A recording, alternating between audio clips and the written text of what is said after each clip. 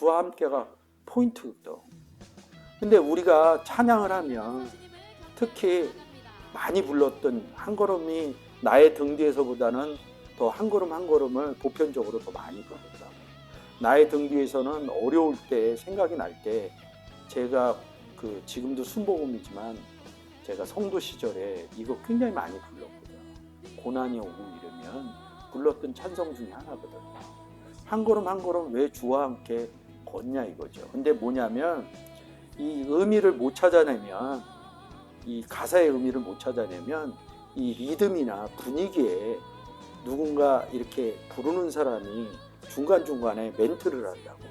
그 멘트 속에 답을 갖고 끌려간다고.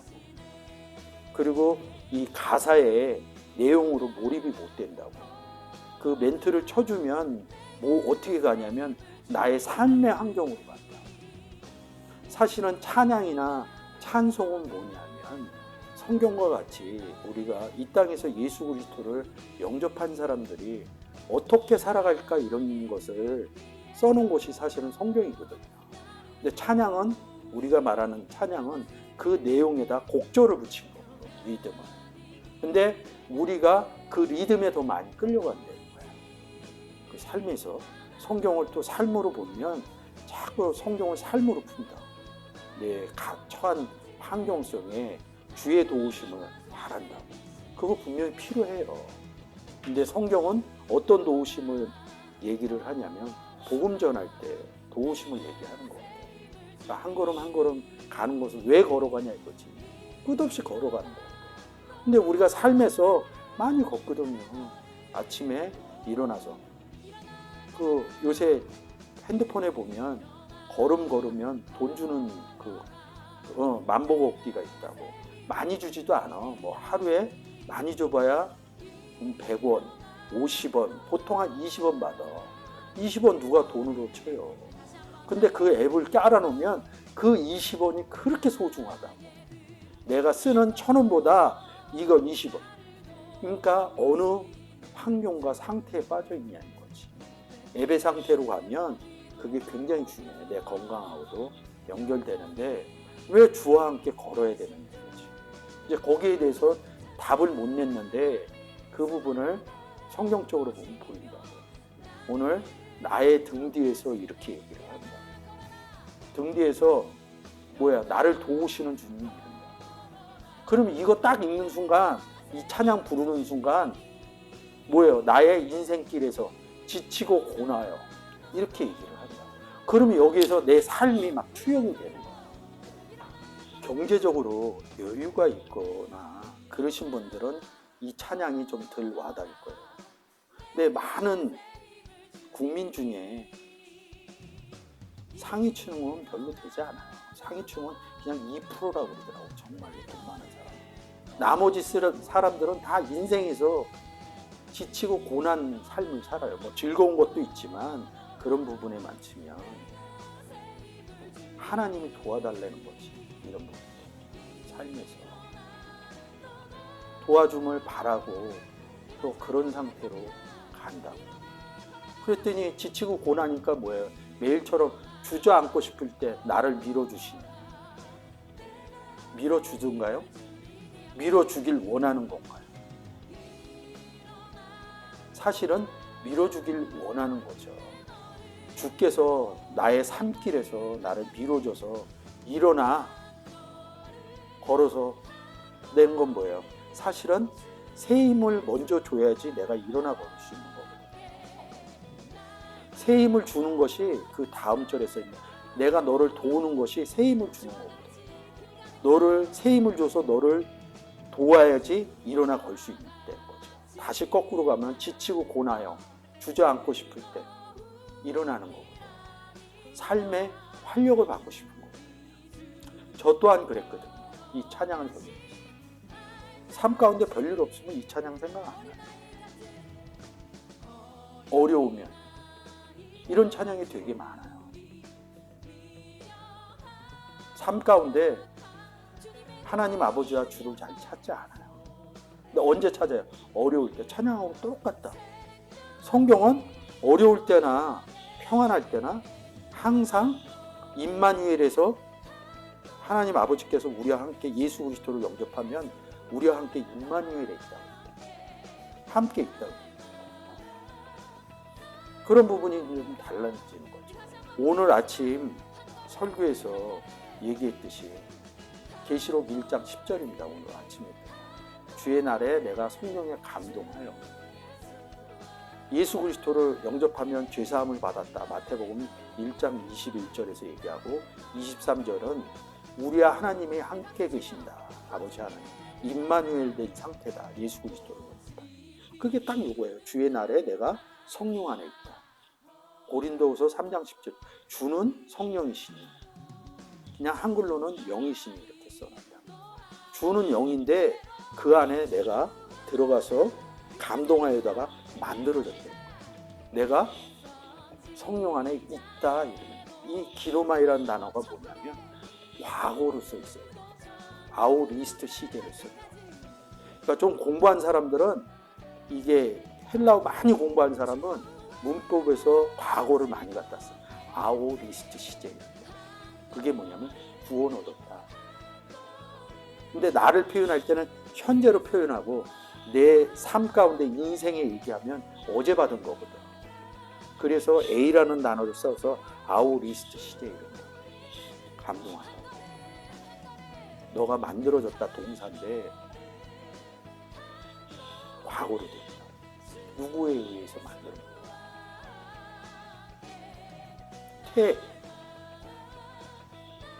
디퍼넌트라는 동사를 써서 뭐냐면 수동태로 하든 능동태로 하든 뭐를 하든지 나한테 유익이 온 거야. 나한테 유익이 온 거는 구원과 열매예요. 나의 등 뒤에서 내 뒤에서 나를 막 밀어요. 잘 살라고 잊어버리지 않는 거야. 그러니까 우리가 삶 가운데서 고나고 지치고 이럴 때마다 하나님이 은혜 베풀어 주길 원하는 거야. 나를 어느 지점으로 데려가길 원하는 거야. 즐겁고 행복한 지점. 그 찬양을 보면서 잊어버리는 거야. 나와 함께 있는 거야. 분명히 우리가 예수 그리스도를 영접하면 예수 그리스도가 나와 함께 있다고 생각해. 근데 잊어버리는 거야. 삶의 어려움이 뻗치고 분리의 개념으로 보는 거야. 그러니까 나를 이곳에서 구원해 주길 바라는 거야. 이 지치고 고난 이곳에서 나를 구원해 주기를 원하는 거야. 생각서부터가 다른 거야. 삶 가운데서 어렵고 고난한데 예수 그리스도가 나와 함께고 이 땅을 창조하시고 만드신 하나님 아버지가 나와 함께 있다 그러면 인생을 보는 관점이 달라요. 첫 번째가 저 같은 경우는 지치고 고나고 넘어지고 그럴 때 별일 아닌가로 저는 나오더라고요. 하나님하고 예수 그리스도가 있으니까 별로 두렵지가 않아요. 뭐 그것도 힘을 내는 거겠죠. 생각의 출발점부터 다른 거예요. 예수 그리스도를 영접을 했다면 제일 중요한 거는 나의 등 뒤에서 나를 도우시는 게 아니라 나와 함께 있는 상태라는 거죠. 그래서 아침에 이렇게 설명을 한 거야. 오피소라는 단어가 나를 따라가는 게 아니라 함께 가는 거야. 나를 분명히 인도해 가셔요. 예수 그리스도께서 나를 인도해 가신다고 손을 잡고 가는 게 아니라 함께 간다. 그래서 많은 목회자분들이 이런 예화를 써요. 어떤 예화를 쓰냐면 눈길을 걸어간다. 힘들대. 어느 날 보니까 발자국 2개만 있었대. 예수 그리스도가 나 업고 갔대. 내 발자국은 없어졌대. 이런 얘기를 하고. 뭐 제가 제 식으로 하면 함께 있는 상태를 깨달은 거예요. 나의 등 뒤에서 나를, 그러니까 많은 사람들이 오해를 하는 거예요. 분명히 어렸을 때 예수를 팍 영접하면 그런 세상적인 부분들 해결해줘요. 먼저 믿은 분들이 이렇게 많이 얘기했어요. 어렸을 때 기도 많이 하나님이 다 들어주시고. 그렇게 들어줬던 세상 기도를 왜 많이 믿고 나니까 왜 그런 간증의 역사가 안 일어나는 거지. 어렸을 때는 해준다니까요. 어렸을 때는 우리 아이도 어렸을 때는 숟가락으로 떠서 다 밥 먹여주고 다 한다니까요. 그리고 걷기 시작하면 손잡아주고 다 해준다니까요. 시간이 더 지나면 자기가 걸어야 돼요. 인생도. 애들한테 사회인이 되기 전까지는 다 밥 해주고 다 밥 먹여주고 용돈 준다니까요. 성장하면 사회생활 자기가 해야 되고 자기가 이끄는 가정을 만들어야 돼요. 세상에도 그런 논법이 되는데 교회 안에 들어오면 이 논법이 성경이 안 깨달아지면 이 땅을 떠날 때까지 그런 데는 거죠. 그래서 하나님께 계속 간구하는 거예요. 정말로 나의 등대에서 나를 도우시는 주가 나와 함께 있다 그러면 나의 인생길 지치고 고나요. 좋을 때도 있고 안 좋을 때도 있고 화창한 날도 있고 비 오는 날도 있고 예수 그리스도와 함께 있는다고 해서 삶에 이런 날들이 안 오거나 변하지 않아요. 항상 비 오는 날과 화창한 날이 계속 반복되어 있습니다. 인생. 화창한 날이 더 많아요. 우리나라에서. 근데 문제는 비 오고 지치고 고난 날이 문제라는 거죠. 근데 그런 날에 그런 부분을 깨달아지면 이게 별게 아니구나. 예수 그리스도가 나에게 힘을 주고 나를 도운다 그러면 인생길에서 그냥 열심히 가시면 됩니다. 이거 별일 아니구나. 남들도 이렇게 살아가는구나. 삶을 열심히 살면 돼요. 제가 오늘 단언하고 얘기하는데 기도한다고 해서 이 부분이 해결되지 않아요. 오래된 사람. 근데 간혹가다 되시는 분들이 있어요. 근데 표현을 그분들이 굉장히 열심히 했는데 하나님 은혜로 그냥 편하게 얘기한 거예요. 됐다고. 잘된 사람들이 노력 안 하고 로또처럼 된 사람이 누가 있겠어요. 성공한 사람 중에. 하나님을 함께 있으니까 하나님 찬양하느라고 이렇게 쉽게 얘기했는데 받아들일 때 거의 결과치만 받아들여요. 그러니까 그러기 원하는 거예요. 원하는 거하고 이루어지는 거하고는 다르다. 근데 우리에게는 뭐가 더 중요하냐. 삶에서 잘 되는 것들이 나의 등 뒤에서 나를 도우시는 주님. 뭐 할 때? 나의 인생길 어느 길에서 서 있느냐 이거예요. 인생길에 서 있느냐? 복음의 길에 서 있느냐. 나는 복음의 길에 서 있는데 어디 가서 인생인 예수 그리스도가 없는 사람인 인생길에 가서 복음을 전해봤더니 복음을 잘 안 받네. 내 안에 하나님이 계셔서 말씀하시는데 안 받아주네. 그러니까 내가 지치고 힘든 거예요. 저도 복음 지나면서 요즘 생각 많이 들어요. 지치고 고나고 야 이거 하는 거 맞는 건가? 아무것도 안 보여요. 그날이 그날 같고 오직 복음만을 위해서 간다는데 그날 같고 이게 해서 되나? 찬양을 드는 거야. 일어나 걸어라. 내가 새 힘을 주리니 일어나 걸어라. 내가 너를 도우리. 이사에서 오직 여호와를 앙망하는 자는 새 힘을 얻으리라. 복술이 날개 치며 올라가면 같을 것이요 다른 박질하여도 곤비치 아니하였고 걸어가도 피곤치 아니하리라. 제가 뭘 잊어버렸어요? 여호와를 앙망하는 것을 잊어버렸어요. 이 앙망하는 단어가 소망하다는 거예요. 우리가 인생길 나가서 소망하는 게 뭐냐고. 예수 영접하는 거거든요. 복음을 전하는 것은 예수 영접시켜주는 거거든요. 근데 자꾸 내가 뭐를 하려고 해요. 예수를 영접시켜준다는 것은 구원을 얻었다는 거고 구원은 하나님의 선물이고 그렇게 하려면 뭐야 아버지가 이르셔야 돼요. 철저하게 제가 그게 안 됐다는 거죠. 근데 왜 새 힘을 입냐? 예, 그래 그러면 내가 열심히 해갖고 이거 잘 안 되더라고요. 저는. 언제 돼요? 성경을 읽으니까 그렇게 써 있는 거예요. 아, 구원은 아버지의 역사구나.